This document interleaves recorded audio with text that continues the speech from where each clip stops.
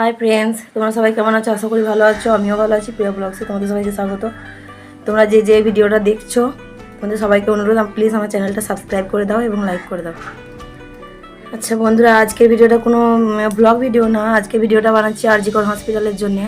শুধুমাত্র আমি বাকি ছিলাম, আমার মনে হয় যতদূর আমি শুধু বাকি ছিলাম যে আরজি কর হসপিটাল নিয়ে ভিডিও এখনও বানাইনি, তাই আজকে বানিয়ে ফেললাম।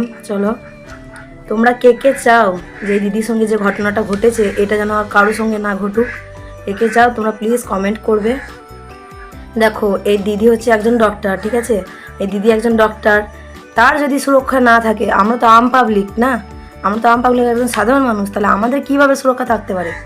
আমরা তো রাস্তাঘাটে বাজার ঘাট বেরোতেই তো আমরা ভয় করবো না? এরকম যে আমাদের ঘটনা ঘটছে আমাদের আশেপাশে, এটা তো কোনো বিচার চাই। এইভাবে যে নির্যাতন করে মারলো, ও তো ওর মায়ের তো কোলে একদম খালি হয়ে গেল না? ওরকম তো আরও অনেক আছে না? আমিও তো কারোর সন্তান, আমিও কারোর মা, আমিও কারোর সন্তান। সেই অনুভূতি থেকে চাই যে এই ঘটনাটা যারা ঘটিয়েছে তাদের নির্মমভাবে শাস্তি হোক। আমি তো চাই, সবসময় পাশে আছি, জাস্টিস হবেই হবে, জাস্টিস চাই। সিবিআই যে তদন্ত করছে, আমি আশা করছি খুব শিগগিরই ধরা পড়বে। যারা এই কাণ্ডটা ঘটিয়েছে তারা খুব শিগগিরই ধরা পড়বে।